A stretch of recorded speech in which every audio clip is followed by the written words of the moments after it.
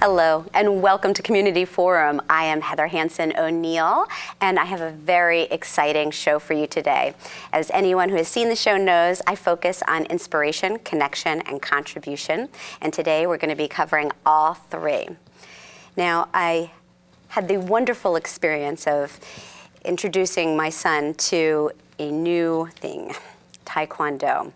And it is fascinating, and not only is it an incredible martial arts form, but there's a lot involved in character development and contribution, and it's very exciting.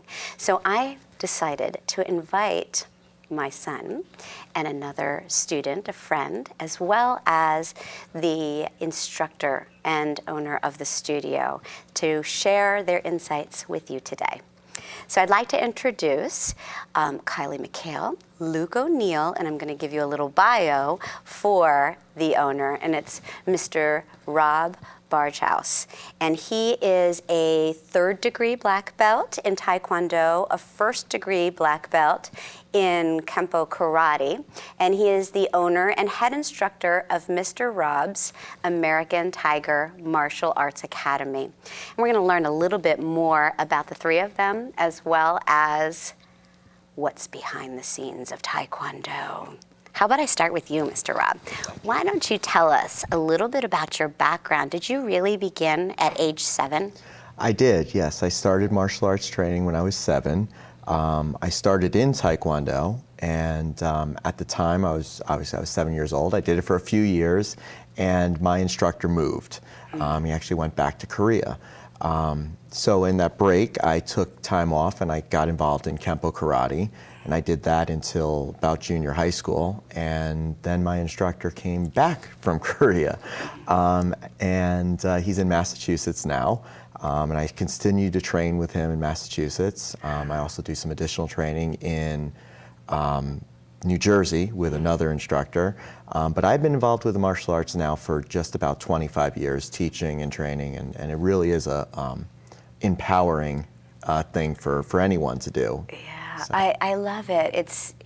I love the multiple aspects of it because it teaches you so much. And you say that Taekwondo in particular is a martial art that really does focus on both the character development as well as defense as well. Is that correct? That's correct, yeah. Taekwondo, out of all the martial arts, Taekwondo is very unique in the fact that it focuses on not just the traditional side of the martial arts, which is really about development of the person, of the character, and the need not to ever resort to physical violence. But at the same time, we understand that that could be a possibility, and because of that, we train in unarmed combat. We always want to handle any situation first with nonviolent means, and then by the least violent means. So unlike some other martial arts that really focus on weapons and all sorts of crazy situations, scenarios, our main focus has been always on unarmed combat, and again, the character development that goes along with it. Taekwondo has a very sport-related, is very sport.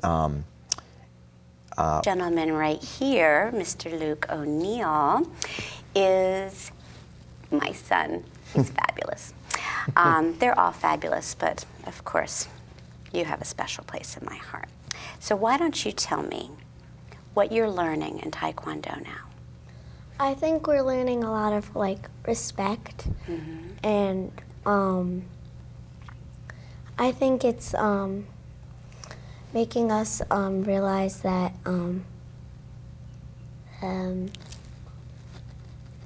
that we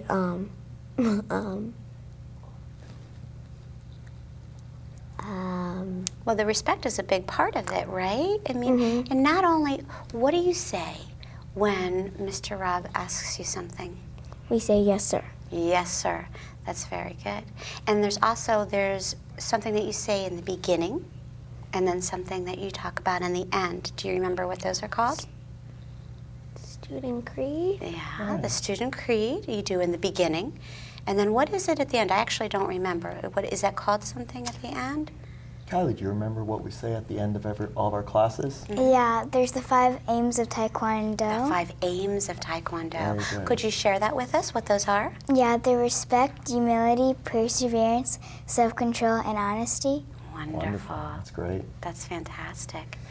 And why don't you, Mr. Rod, tell her we always have to call him Mr. Rod. It's Yep. all about the respect, Very of good. course. Yep. But tell us a little bit more about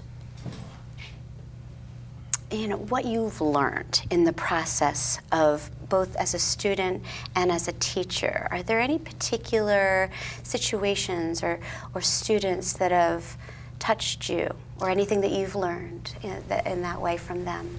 That's interesting that you phrased it that way, because every student we start students at 4, and we have students. I have students now that are well into their 60s, and no matter what the age of the student, I always take a certain amount of pride in watching them grow, physically, mentally, seeing them surpass what they used to think that they could never do because they're small, or because they're overweight, or because they're shy, or because they're too old, no matter what it is. So for me, to say, is there any one student that touched me more than others, is a very hard question to answer, because I take a lot of pride in all of my students. And it's always a thrill for me to see a student get better, to see a student move to a new level. And on the flip side of that, it's always very painful to see a student go. I invest a lot of not just time, I guess that comes with the business, but a lot of emotion into all my students. I really generally care for all of them, and I want to see them succeed, and I want them to take any small part of the martial art, whether it be respect or self-confidence or the perseverance to carry them through school or college or whatever it may be, away from the training. At the same time, it's always very hard to see anyone go, Right. And I feel it, even though we haven't been with the Academy for a very long time. As soon as we went in, that was one of the things that stood out to me, is that you can feel that caring and that mutual respect. Right. It's not just respect from the student to the teacher, Right. but there is a mutual respect there, and that's really nice to be able to see. I think that's important too, It is, because respect shouldn't be one way. That's not really respectful of anyone. Respect is a two-way street. And again, I kind of briefly touched on, I have students of all ages, and if you spend any time watching any number of classes, you're going to see me make the exact same bow back to a 4-year-old. That the 44-year-old makes to me. Right. So it's a two-way street. Yeah, that's really interesting. And I want to find out more about the different types of classes for the different ages and the different goals that people have. But let me ask you guys another couple of questions. Luke, I think you know how fond I am of the concept of contributing to others and giving to others. So what do you think that is a part of getting to the next level and the belts is something that I really like? Do you know what it might be? Well, I don't really know. I think maybe the kindness. That's it. I knew you would get it. So tell a little bit more about what's involved in that. Well, we have these kindness sheets, and if we complete them, we have a few other things that we have to do to earn a belt. Good. So that's a part of getting to the next level. And these kindness sheets, is this you're writing down different, was it like acts of kindness that you do for someone else? So I bet that's something that encourages them to think along those lines, right? That's the idea. Yeah. That's the idea. Taekwondo is an art that you mentioned briefly that we start every class with a student creed. Right. And that is supposed to develop the family atmosphere that you said you feel, that team atmosphere, that we're there for each other. But throughout every class too, and especially at the end of the class, we touch on, and the kids were great mentioning it, they're called the 5 aims of Taekwondo. But in addition to that, there are tenets and creeds that go along with this martial art. We're very fortunate that the martial art that we practice preaches through our actions ways that we can become better citizens. And one of the things that I learned even as a very young student was that the best form of self-defense is to be kind and generous to other people. And I think everyone has heard the phrase random acts of kindness. What most people may not know is Random Acts of Kindness is a national organization. And we have partnered this year with Random Acts of Kindness, which is why I've introduced these sheets. Kindness and courtesy are two of the tenets of the martial arts.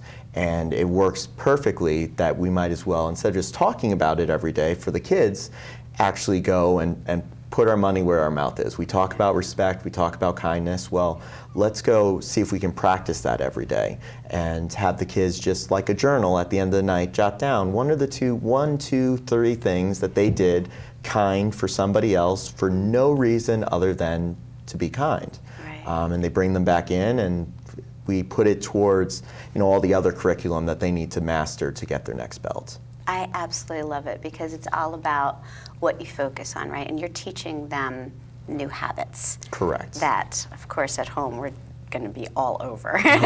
Good. So I love that. Miss Kylie, I watched you in the class before you moved up to your next belt, and you have a wonderful presence and strength in your movements. Do you feel like you became more confident in these classes, or did you always have that?